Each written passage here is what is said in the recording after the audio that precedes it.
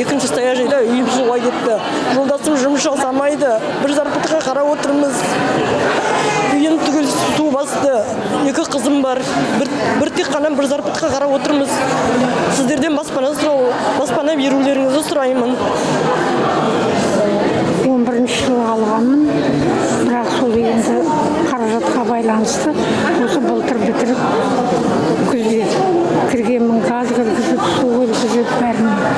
Енді суға кетіп қалып отыр. Енді білмеймін қалай болатын. Енді мен өзімнің жасым қазір 75-тен асып кетті. Енді оны қайтадан салатын, қайтадан орнына келтіретін менің жағдайым жоқ. Банағы үйді кеше біздерге келіп айтқанда күзге дейін шешіледі деді ғой. Біз күзге дейін балдарымызды сабаққа дайындамаймыз ба? Оларды күзге дейін қайда апарамыз? Сондай жағдайлардың бәрін біріншіден шешуін сұраймыз. Қазір судың жағдайы кеше кетті, және де мына алғашқы көмекке де документ тапсырылды ғой. Сол документтеріміз қабылданбай жатыр қазіргі таңда, себебі тапсырған уақытта сіздердің үйлеріңіз суға кеткен жоқ деп. Біз суға кетпесе де мен өзім мысалы саяжай тұрғыны ретінде сол саяжайда 8 жылдан бері магазинде жұмыс жасадым. Қазір жұмыссыздан да қалдым, үйден де қағылдым, қалаға квартираға келдім. Бір садикте, бір мектепте оқитын баламыз бар. Сонда біздің квартирамыздың ақшасын бәрін біз қайдан төлейміз? Жұмыссыз дымсыз қалдық. Жалғыз отағаның зарплатына қарап қалдық. Ол кісінің зарплаты тамаққа кетіп отыр. Именно мына саяжайдың автодорожный екінші саяжай бірінші дачалардың бір көмектік ақшаларын бермей жатыр. Екіншіден үй мәселесінде күзге дейін қаралатын болса, біз балдарымызды келесі мектебімізге қалай дайындаймыз, сол сұраққа жауап берсе екен деген мақсатта келіп отырмыз. Менің өзінің жеке басындағы жаңағы проблема, мен үйімнің документі жоқ деп айтуға болады. Біз басында председательден үй алғанда, жерді алғанда бізге ходатайство берді тек қана. Осындай кісіге осындай сотық жер берілді, осы кісінің атында осындай жылы деген. Мен ол қағазды 2015 жылы алған болатынмын. Міне 9 жыл болып қалды. Жылына 2 рет осы акиматқа келемін, бізде моратория, документ жасатпайды, прокуратураға барамын, жасатпайды, отказ келеді, акиматтан да отказ келеді. Енді мен өзімнің қорқынышым ішімдегі баспанасыз қалам ба деген. Менің участогымда қазір 2 үй бар. Мен өзім мамам бөлек семья тұрады, мен өзім бала шағамен бөлек семья тұрам. Бір участокта 2 үй бар. Енді мен өзім қорқынышым сол баспанасыз қалам ба деген. Біз қандай да бір көмек алдыңыз? Бүгінге дейін ешқандай көмек алған жоқпыз. Мен советтен қазір шығып жатырмын. Не үшін маған звондамай жатыр комиссия? Комиссия неге үйімді қарамай жатыр? Неге жаңағы үйдің ішін сыртын түсірмей жатыр? Комиссия әлі келмей, мен мектептен де бала жасында балдарыма да жаңағы не алмаймын, көмек алмаймын. Жұмыс орнына да көмек алмай отырмын. Енді жаңа акт сұрауға барып едім, сол айтады маған, сізге комиссия келмей, акт толтырылмай, ешқандай көмек ала алмайсыз. Маған ақша да түскен жоқ, мысалы көп алып жатыр ғой. Мен сіздерге қазір міне мынандай жағдай болады, саған үй беріледі, сенің үйіңді ремонт жасап береді деп мен қазір сіздерге айта алмаймын. Бірақ мына қала әкімінің орынбасарлары келіп тұр. Қазір сіздер шулап ана жерге біріңізді басып, үстіңізден басып, біріңіздің сөзіңізді біріңіз тыңдамай жаза беретін болсаңыздар, одан ештеңе шықпайды. Халық түсіндір. Жанайқайым түсініп отқан білеміз. Бізге тек қана керегі әкімнің өзі келіп осы жерге уәдесін беріп, сол уәде жерде қалмайды деген біздер неше түрлі кісіден береді деген сөзді бәрін естіп. Біздің жанайқайымыз бәрі түсініп жатыр. Бірақ нағыз әкімнің орынбасары емес, өзі келіп түсінді. Біздер ешқандай айқай шығармаймыз. Ешқандай суға кетпейміз. Баратын жерім жоқ, қонатын жерім жоқ. Бүгін анеке, ертең анеке болғандықпен енді өзімізге бүкіл саяжай тұрғындарының атынан баспана болса деп өзіміз бір ауыздан қолдайық. Мемлекет басшысының айтқаны, әрбір осындай азаматтар елеусіз қалмайды. Ол бір. Екіншіден, президентіміздің айтуымен қазіргі уақытта еліміздегі бизнесмендеріміз өздерінің ақшаларын бөліп жатыр. Оны да осы кейде бюджет жағынан үйлеспей жатқан мәселелерді осы ақшалармен реттейміз деген ойымыз бар. Қадірменді ағайын, қазіргі таңда ереже бойынша сіздерге 100 МРП ақша беріледі. Қазіргі уақытта 5000-нан астам біздерде қазір сіздерден түскен не бар? Заявление. Бұл заявление өтеу үшін біздер арнайы 10-нан астам нені ортаға шығардық. Комиссияны. Бұлардың жұмысы шауып барып, кім заявление жазды, ақша өтеу емес. Онда білесіздер, любой адам ол жерге барып заявление не істейді? Бере алады. Сондықтан қазіргі уақытта 1000-нан астам үйді аралап шықтық. Обработка жүріп жатыр. Олар шығады, үйді шынымен де судың астында екенін біледі. Сосын жаңа фотосын, видеосын салады, есебін актісі істейді, сосын біз өтейміз. Бүгін кеше алдың күні қазіргі таңда әріптестер айтып жіберіңдерші. Өтегеніміз нешеу? 481. Вот, бүгін 300-дей кетеді, солай ғой да? Күн сайын 300-ден, 200-ден солай өтеп отырмыз. Енді біз мынаны ажағаттау үшін ненің комиссияның санын өсіре береміз. Ол бір. Екінші ауыр мәселе, су бар жерге комиссия бара алмай отыр. Сондықтан сәл сабырлық. Айтып тұр, 2 күнде судың деңгейі түскеннен кейін біздің жұмысы жеңілдейді. Қазіргі уақытта мысалы ең бірінші алдында марттың аяғында өткен Диркул жақтағы Ягодка, Үміткер, оларды обработкасы бітіп, олар ақшаларын алып жатыр.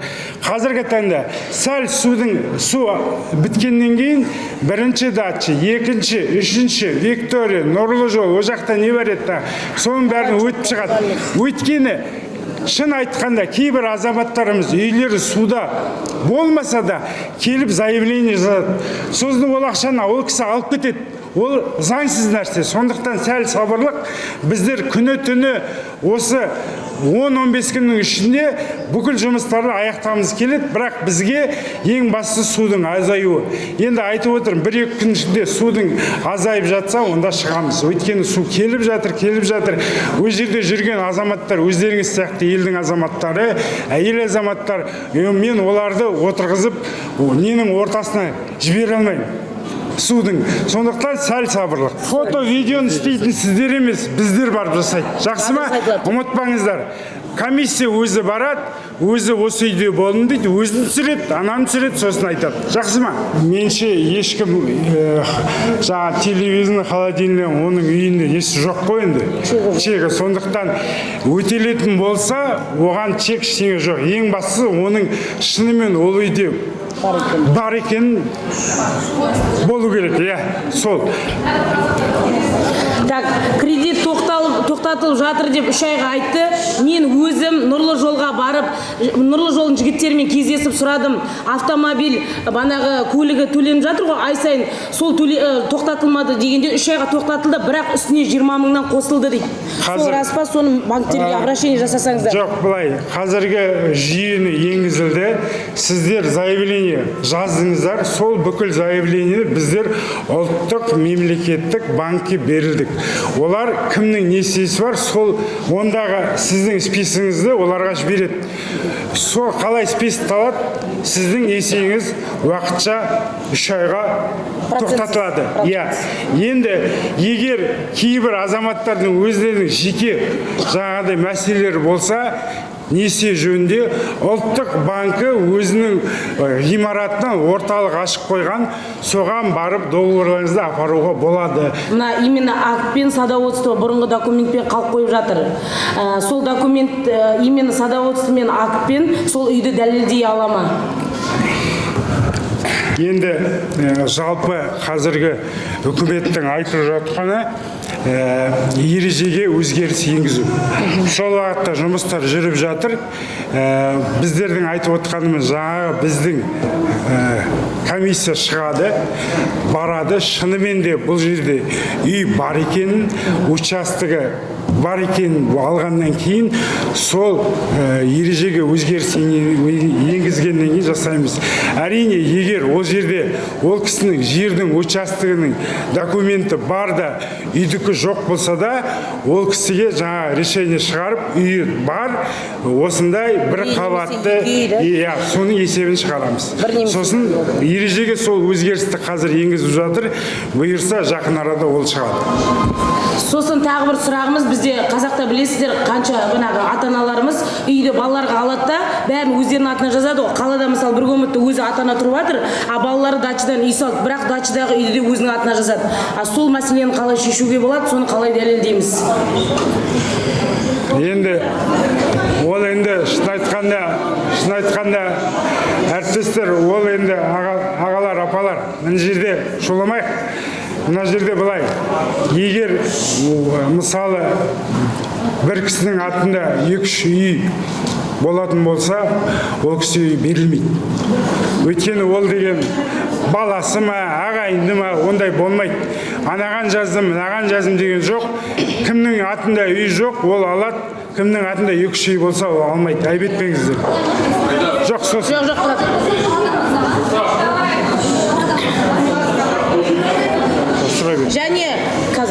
Және бізге үй қай уақытқа дейін беріледі, және ол уәде болып қалмай ма, берілген үй біздің атымызға өте ма, өтпей ма, соны білгісі келіп отырған барлық саяжай тұрғындары. Біріншіден ережеге өзгеріс енсін. Енді мен сізге жоқ үйді данный момент ертең болады деп айта алмаймын ғой. Біздің негізгі мақсатымыз күз айына дейін осы мәселелерді реттеу. Қазіргі таңда 14 мыңнан астам сіздер сияқты үйлер судың астында. Ең бірінші біздің жұмысымыз бұл сіздердің заявление алып, әрбір үйді өтіп шығу, списігін жасау. Кімде бар, кімде жоқ, қанша, кімнің атында үй бар, бәрін реттеп алайық.